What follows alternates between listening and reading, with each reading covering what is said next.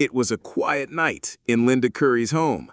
At 49 years old, Linda was still known for her kindness, her big smile, and the way she always welcomed people in. Friends saw her as warm and generous, a woman who had been through heartbreak but never gave up on finding love. But in the early hours of that night, something suddenly changed. Linda began to feel weak.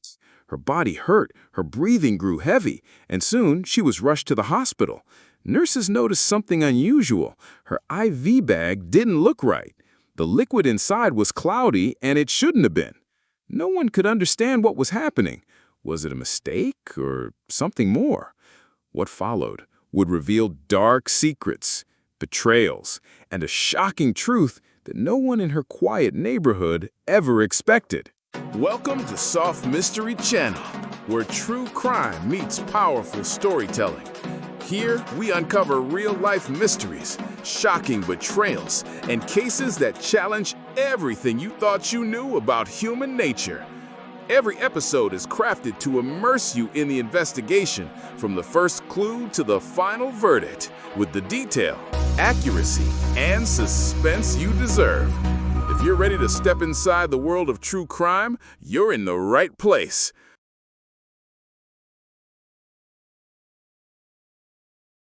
Linda Curry, known to some by her maiden name, Linda Kincaid, was born in 1944.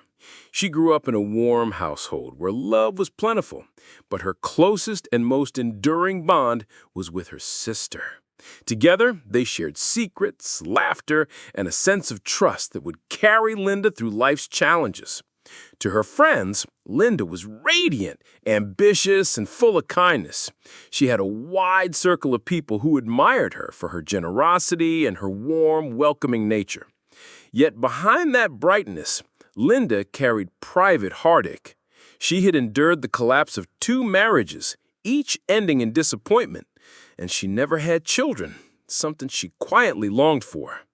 Still, she pressed forward, determined to find happiness and build a fulfilling life. By 1981, Linda met Bill Sandrado, a life insurance salesman. Their relationship stretched across several years, but it was far from easy. Financial disputes became a constant shadow. Linda's tendency to spend freely clashed with Bill's careful, frugal ways. The tension grew until in 1989 they parted ways, but their connection was not entirely broken. Remarkably, Linda and Bill remained friends, a rare and genuine bond that spoke to Linda's forgiving heart.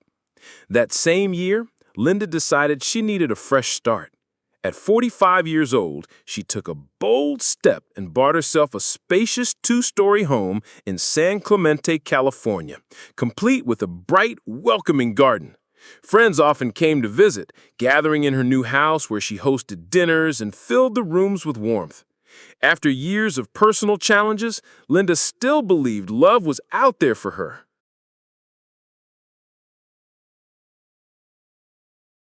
It wasn't long before someone new appeared in her life. In 1989, a 32-year-old nuclear engineer named Paul Curry began working at Southern California Edison, the very company where Linda had built her career, climbing from secretary to manager at the San Onofre Nuclear Generating Station. Paul stood out immediately. He was intelligent, articulate, and never missed an opportunity to remind others that he was a member of Mensa. He was proud of his intellect, eager to showcase it whenever he could. That same year, Paul even made a television appearance on Jeopardy, winning 2 nights in a row and pocketing more than $24,000 in prize money. Linda couldn't help but be intrigued.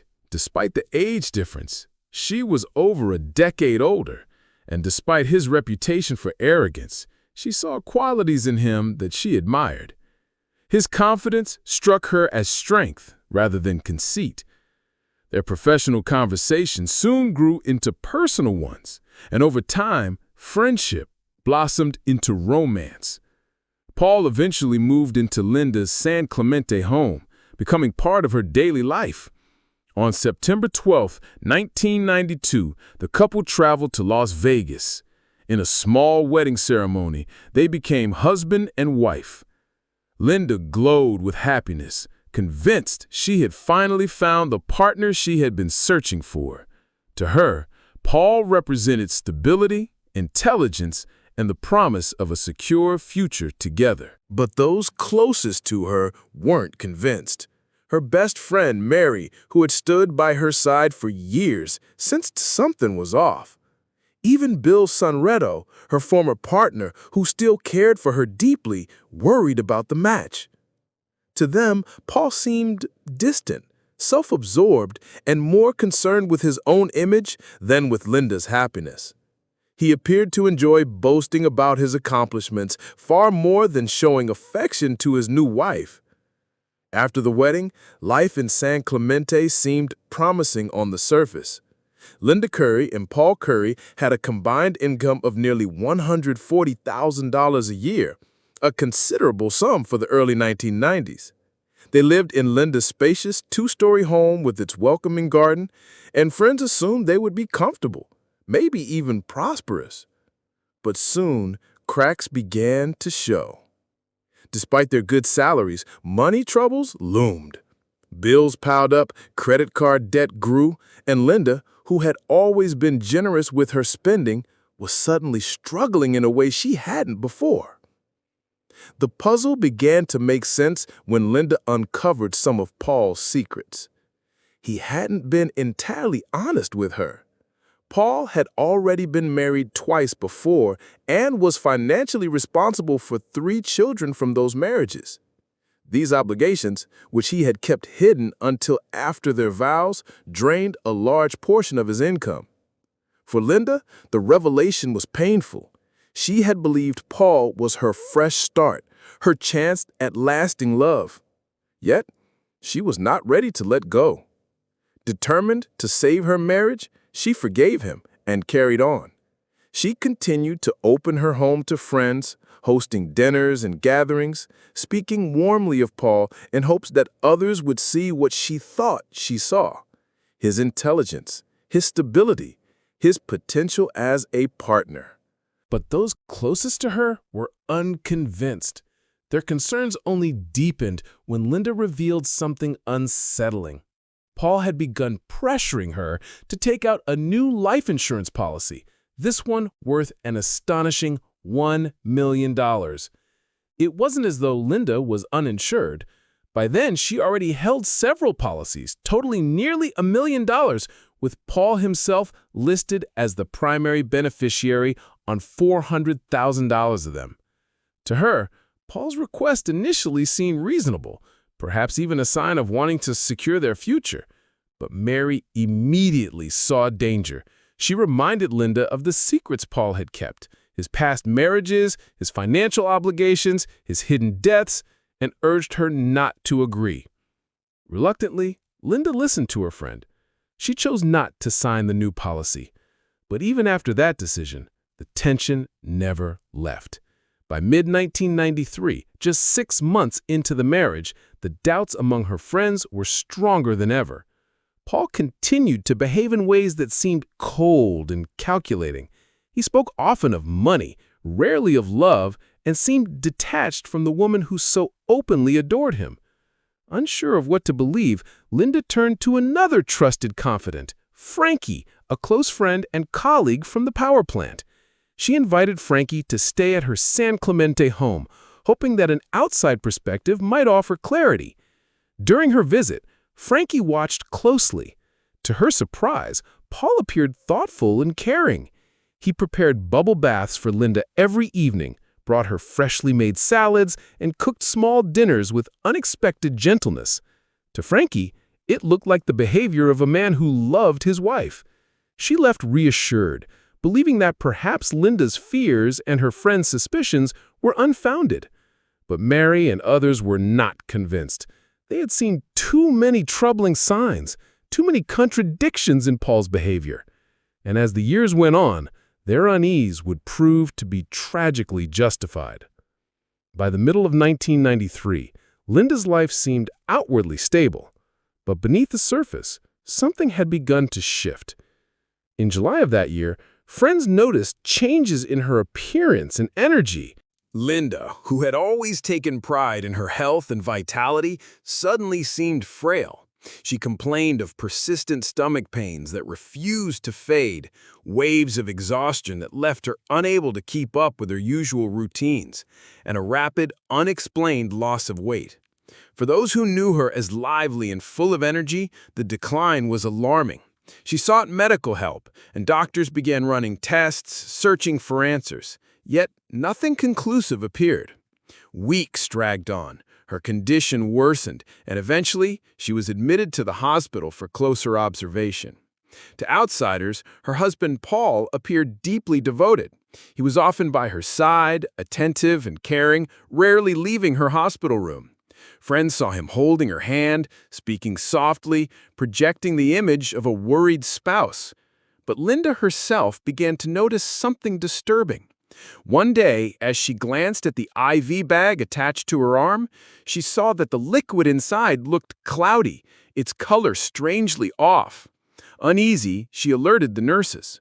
Hospital staff quickly investigated, drawing samples from the bag for testing. What they found was shocking. The IV fluid was contaminated with lidocaine, a drug used as a numbing agent in medical procedures, but one that can be lethal if introduced directly into the bloodstream. There was absolutely no medical reason for lidocaine to be in her IV.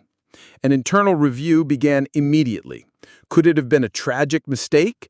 Or had someone tampered with her treatment deliberately? Suspicion soon fell on Paul. He had spent long hours alone in Linda's room, often when she was sedated or asleep. The timeline pointed squarely at him as the only person who could have slipped the substance into the IV without being noticed. Linda's closest friends were horrified. For them, this was the confirmation of what they had long feared, that Paul was not the loving husband he pretended to be. They believed he both had the motive and the opportunity, especially with the life insurance policies in his name. Yet, when confronted with the possibility, Linda could not bring herself to accept it. She admitted, with heartbreaking honesty, that if anyone had a reason to harm her, it would be Paul. But she refused to believe he was capable of such a thing. To her, it was easier to accept that the hospital staff had made an error than to face the idea that the man she loved could be trying to kill her. At her request, the case was quietly closed. After 21 days in the hospital, Linda's health seemed to improve. She was discharged and returned home, determined to put the ordeal behind her. She tried to rebuild her strength, to focus on her marriage, and to reclaim the normal life she had always wanted. For a brief time, it appeared as though she might succeed. But only a few months later, in December 1993, the nightmare returned. The same symptoms came back with a vengeance: piercing abdominal pain, overwhelming fatigue, and drastic weight loss. Once again, Linda was admitted to the hospital. And once again, doctors noticed something strange. Her IV fluids looked unusual, clouded and suspicious. Laboratory tests confirmed the worst. Lidocaine had been found in her system again. This time, the hospital acted swiftly. A bold decision was made. No one would be allowed inside Linda's room without a nurse present. A sign was taped to her door, a visible shield meant to protect her. The unspoken message was clear. The restriction wasn't for every visitor. It was directed at one man in particular: Paul Curry. Despite the suspicion swirling around him, Paul Curry wasn't ready to give up. He tried to outsmart everyone by arranging for Linda to be transferred to a different hospital department, somewhere the staff wouldn't know about the earlier incidents with the contaminated IV bags. But the plan didn't work. It didn't take long for authorities to realize the same pattern was happening again. Once more, Paul denied any involvement. He remained calm even as police questioned him. And once more, Linda defended her husband, refusing to believe that the man she had married could be capable of harming her. Against her friend's pleas, she insisted it was all a mistake. Her health improved during her stay, and before long, she was preparing to return home. But just before her release, something strange happened. Linda asked her best friend, Mary, to stop by the house and bring her a few personal belongings to the hospital. When Mary walked into Linda's living room, she froze. Scattered across the coffee table were stacks of papers, life insurance policies. To Mary's shock, many of them listed Paul Curry as the beneficiary. She immediately told Linda what she had seen, assuming her friend had simply forgotten them there. But Linda's response was unsettling. She explained that when she left the house, the papers hadn't been out. That meant Paul had been going through them, calculating perhaps how much money he would stand to inherit if Linda were gone. To Mary, the picture was becoming clear. Paul wasn't the devoted husband he pretended to be. He was a man with a motive. Yet, Linda, desperate not to admit another failed relationship, refused to accept it. She clung to the belief that Paul loved her, ignoring her friend's desperate pleas to leave him. As Linda's health improved, she was discharged once again and returned home to the very man so many suspected. The friendship between Linda and Mary began to fade after that.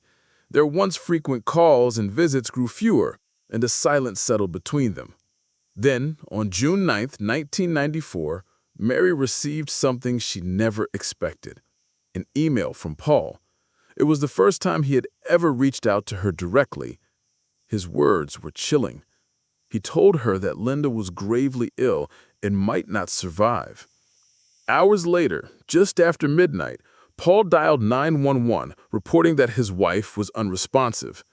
By the time paramedics arrived at the Curry home in San Clemente, it was already too late. Linda Curry was dead. The news devastated those who loved her. For Mary and the rest of Linda's friends, the tragedy confirmed what they had feared all along, that Paul was behind her death. Toxicology results soon revealed the horrifying truth. Linda's body contained a lethal level of nicotine, a substance she despised and would never have willingly consumed. Along with it, doctors found a significant amount of a sleep aid in her system. This combination left little doubt someone had poisoned her, and that someone had access, motive, and everything to gain. After Linda's death, Paul Curry wasted no time collecting the money from her life insurance and retirement plan. He claimed a total of $419,000, but he didn't walk away with everything.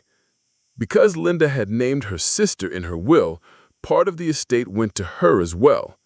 That decision spoke volumes about their relationship. Linda had no children of her own, but she wanted to make sure her sister would always be provided for. Then came another shocking revelation. The truth about Paul's carefully constructed image began to unravel. Investigators learned that Paul had lied about much of his life. Despite what he had told Linda, Paul Curry was not an engineer. He had never even finished his degree. His boasts about being a Mensa member? Fabricated. His employers at Southern California Edison eventually uncovered the deception, but instead of exposing him, they quietly allowed him to resign, ensuring that no trace of his lies appeared on his record. With his past catching up to him, Paul sold Linda's beautiful San Clemente home and moved halfway across the country to Salina, Kansas. There, he reinvented himself once again, securing a job as a city building inspector and even remarrying a woman named Teresa. To the outside world, it looked as if he had successfully moved on with his life. But the shadow of Linda's death never disappeared. Behind the scenes, the investigation remained alive. Though no physical evidence directly tied Paul to the poisoning, one determined investigator refused to let the case fade away. Her name was Yvonne Shute, and she believed the answer lay in logic and persistence. For Shute, the facts were simple. Linda's body contained a lethal amount of nicotine. She had also been given a powerful sleep aid. That combination meant she could not have administered the deadly dose herself. On the night she died, there had only been two people in the house, Linda and Paul. If she couldn't have done it, then the answer pointed directly to him. In 2007, more than a decade after Linda's death, Cho officially reopened the cold case. She began piecing everything back together. Linda's sudden illnesses, the mysterious IV bags, the insurance documents, the toxicology reports, and the contradictions in Paul's story. But she knew she needed more. Evidence was thin, and the case had grown cold for a reason. So, she turned to psychology. In 2009, Shaw contacted Paul Curry directly. She posed as a friendly investigator, just trying to wrap up some lingering details. Paul, still confident he had fooled everyone years earlier, agreed to talk. Over the phone, he opened up again and again, never realizing every conversation was being recorded. Scholl never accused him. Instead, she listened, acting sympathetic, even a little naive. Bit by bit, Paul began to contradict himself, changing details about how he discovered Linda's body, stumbling over what medication she had taken, and slipping into small admissions that hinted at knowledge only the killer could have had. When Scholl finally arranged to meet him in Salina, she kept her calm demeanor. They spoke for over an hour, Paul seemingly at ease, convinced he remained in control. Then, at the perfect moment, she gave the signal. Local officers moved in, and after more than 15 years of suspicion, Paul Curry was placed under arrest for the 1994 murder of his wife, Linda Curry. In court, prosecutors laid out the case. Expert testimony revealed that Linda had been deliberately injected with liquid nicotine while sedated. It was the very scenario her friends had warned her about. And now, nearly 2 decades later, the truth was laid bare. On September 11, 2014, Paul went on trial in California. By the end of that month, the jury found him guilty of first-degree murder with special circumstances, along with insurance fraud. He received the maximum sentence, life in prison, without the possibility of parole. For Linda's sister, who had always suspected Paul, the verdict brought long-awaited justice. She had worked closely with investigators, keeping her sister's memory alive and pushing for answers when others had moved on. Linda Curry, remembered by those who loved her as compassionate, loyal, and full of warmth, had dreamed only of love and stability. But in trusting the wrong man, she unknowingly placed her life in grave danger. Paul Curry, the man who promised to care for her, instead betrayed her in the worst way possible. It would take 20 years for the truth to catch up with him, and while justice finally came, it could never erase the pain of losing Linda, a woman whose life was stolen by greed and whose story continues to echo as a warning of the darkness that can hide behind a carefully constructed mask. Rest in peace, Linda. You will never be forgotten.